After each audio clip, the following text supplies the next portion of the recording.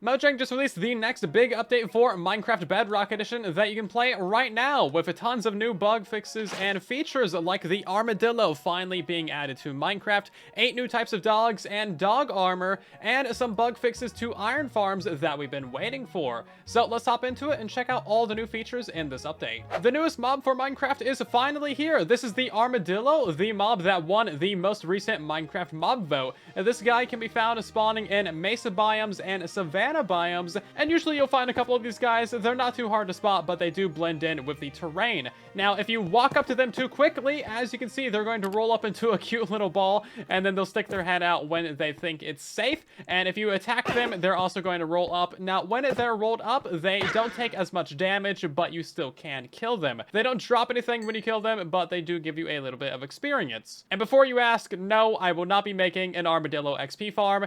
Please stop. So if you find 2 armadillos, you can lure them in using spider eyes, and that is actually what you use to breed these guys, and that is how you can get the baby armadillos. And as you can see, they just basically headbutt and then a baby armadillo comes out. That's the stupidest thing I've ever seen, but life finds a way. Of course, you can use these spider eyes to grow up the baby armadillo into an adult much quicker. So the armadillos don't have much of a use, but if you brush them with a brush, that is going to give you an armadillo scoot, and you can get infinite of these things. So basically just keep on spamming it, and this is how you make wolf armor, which I'll be talking about a little bit more later. Armadillos have one interesting mob interaction, which might actually be useful, and that is that spiders and cave spiders are actually afraid of them, and they will run away really quickly. This could actually be useful in some mob farms, since spiders are the bane of our existence. And since I'm here, armadillos also fit inside of a boat as well. So anyway, let's take a look at all these lovely new doggos. So the regular one that you're used to, this lovely old guy right here, he is only going to be available in the taiga biomes, so wherever you have these spruce trees. Previously, you'd be able to find these guys in the forest biomes, but that is no longer the case. Now we're gonna get the woods wolf, which is this lovely little doggo right here. Look how good that texture is. The snowy taiga has yet another wolf variant in it, and this one is the ashen. It looks so good. It's got a little bit of that purple to it. Yeah, this is a very nice looking doggo right here. It almost looks like it's got little armor on, because like little helmet shape on its forehead. It's kind of great. I love it. The next dog type can only be found in the old growth pine taiga, and this is where we get the black wolf, a very nice looking doggo. Absolutely gorgeous. Love that texture. So this is old growth spruce taiga biome, and it looks basically identical to the pine taiga old spruce. Confusing biome names aside, we have the chestnut wolf, which will spawn into this biome, and he is so adorable. It's got the cutest little ears on it. Oh my god. I think this one might be my favorite so far. It's just a good doggo. So you're gonna find these guys spawning in packs of 2 to 4 as well. And then we have a bit of an unexpected biome for wolves, the sparse jungle. So this isn't like the full-on jungle with all the 2x2 trees. It's the one where there's like barely any trees and stuff. And this is where you're gonna get the rusty wolf, which looks so good. Okay, new favorite dog unlocked. And of course, this is what it looks like tamed. Yeah, that right there is a good doggo. And these guys spawn in groups of 2 to 4 as well. And next up is the Savannah Plateau biome, which kind of looks like this. It's a bit higher up. You might see it like next to these little mountain range things. And this is going to be the Spotted Wolf, which is also my new favorite doggo. Oh my god, I love it so much. It's a beautiful doggo. Now you're going to find these guys spawning absolutely everywhere, so they can spawn in packs of 4 to 8. So yeah, that's a lot of dogs. I hope you got enough bones for everybody, because you're taking them all home with you. Yep, that's right, you don't have a choice. This next biome might be a little bit difficult for you to spot, but it's the Wooded Badlands. Basically, it's the regular orange desert with like the bajillion different dead bushes in it. Now you gotta be aware that there's like 4 other biomes that look exactly like this one, so watch out while you're trying to get these guys. But this is gonna be the Striped Wolf, which also spawns in packs of 4 to 8, and it's basically a hyena, and it is amazing, and I love the cute little ears, and it's got stripes all over, and I am in love. I think you guys can probably tell I'm a dog person. And now it's time for the rarest dog in this update, which is the snowy wolf. This one only spawns in packs of 1. Now you're going to find it in the grove biome, which is usually always directly next to a cherry forest, so they're not really that rare to find. So this is the rarest wolf in Minecraft. Are you ready? Bam! It's the snowy one. Only ever spawns by itself, always hanging out alone, and it is honestly pretty cool. It's very similar to the pale wolf, or just the default skin, but it's got this nice little thing on the back of it right here. So just having one of these guys in general is going to be a tiny bit of a flex, but having all of them is even going to be just required. It's required of you to have every single dog type. I'm sorry, I don't make the rules. To recap, we have 9 different wolf types. The pale wolf, which is the default, and then the woods wolf, which is a nice brown one, the ashen wolf, and then the black wolf, chestnut, rusty, spotted, striped, and finally the snowy wolf. And here you can see all their back textures. Overall, these are incredibly well done. And let's take a look at dog armor, one of the new best things in the game. This is going to allow you to decorate and armor up your dogs in all the ways that you like. So first of all, you need to go ahead and brush the armadillo. That way you get a bunch of these armadillo scoots.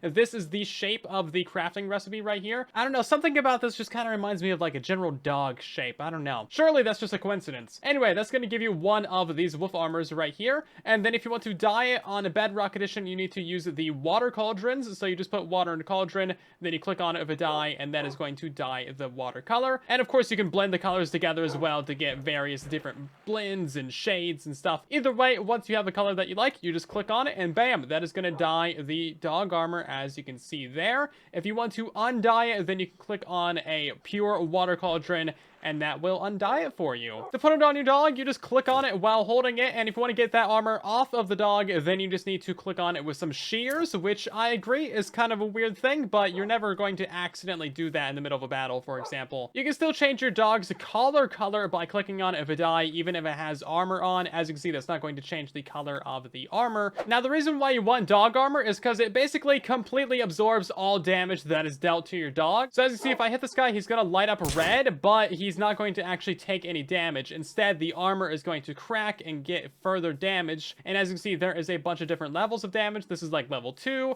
this is level 3 damage, and then I believe if we hit him again, that's level 4, and after that, it completely breaks and shatters, and you cannot retrieve it. So you want to make sure that you repair the dog armor before it fully breaks. You can repair it just by clicking on the dog with some armadillo scoot, and you'll know once it's fully repaired because you won't be able to click on them anymore. You can also shear the damaged armor off of them, and as you can see, this actually has durability on it. It does not have that much durability. It breaks really quickly, but you can also go ahead and repair this stuff in an anvil just by using some armadillo scoot. And of course, if you're playing on Java Edition, dyeing this stuff is going to be a little bit different. You can just dye it in the inventory, so you put your dog armor in there, and then you can combine all of your dyes, and as you see, that's going to give you basically infinite combinations. I don't know, but that might just be the ugliest color I've ever created. I'm so sorry. Something to keep in mind, if you're not seeing the new dog textures, then make sure to turn off any old texture packs that you might have, because they need to be updated for the new dog textures. Otherwise, all of your dogs are going to look like the default one. And we should also have a couple of new achievements for you to unlock in this update as well. Did I just punch you? I'm not sorry. So I'm actually recording this video in the preview before the update releases because professionalism, and you can't get achievements right now. So I can't confirm or deny that any of these exist, but they exist on Java Edition right now, so they should carry over. So anyway, we have an achievement for repairing the dog armor. Of course, you can do that on the dog or in the anvil. And we also have an achievement for taking the dog armor off of the dog using shears. We also have another achievement for brushing an armadillo to get some armadillo scoot from it. And the most difficult achievement to get in this update will be the whole pack, which requires you to tame one of each wolf type. So you're going to be having to go all over the Minecraft world, taming all these doggos, and bring them back to your base. It is required of you to get this achievement. You cannot play Minecraft without it. We also have several new UI changes to Minecraft. There's just a bunch of different little things here or there that you might notice. Small tweaks and changes overall, but quality of life improvements nonetheless. One of the biggest changes with the new UI is for the servers tab. So this is what it looks like now. As you can see, you got a whole list of your servers on the left side here, and then just a ton of information about it here on the right. This is kind of cool for all the featured servers, I guess, but there's no way to collapse or hide the featured servers, so they're always right here, and any custom server that you add will probably not have all this additional information, so it's just kind of gonna be a waste of space. We also have a buff to the Xbox Series consoles. The maximum render distance has been increased to 36 chunks, which is this render distance right here. It's actually pretty sizable. I don't even play with this high of a render distance, and I have a pretty good PC. So overall, pretty good day to be an Xbox player. Interesting change to shields. They can now partially block the damage from an Elder Guardian or a Guardian's laser beam attack.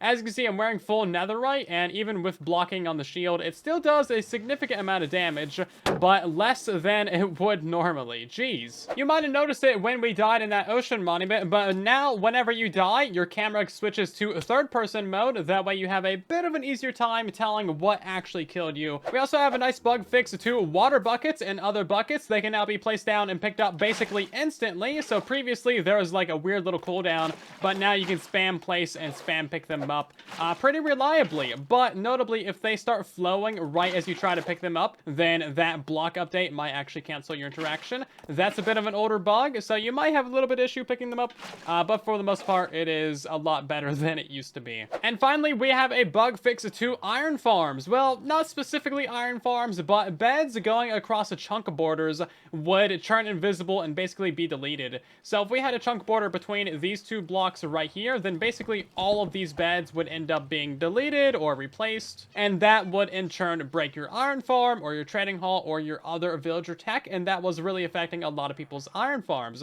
Basically, the beds would turn into this kind of block right here, and yeah, there's not much that you can do about this. That is actually a bed, by the way. You can bounce on it, as you can see. So this bug has been fixed. If you had this issue, just go ahead and put your beds back, and you should be good to go from here on out. If you want to see more illegal blocks like that, then keep an eye out for my illegal blocks video coming sometime soon. And that's everything major in the 12080 update for Minecraft Bedrock Edition. Now, if you excuse me, I gotta go find some good boys in my Minecraft world. Oh, I'm supposed to tell you to, like, subscribe and stuff. I guess, yeah, whatever. I'm gonna go find dogs.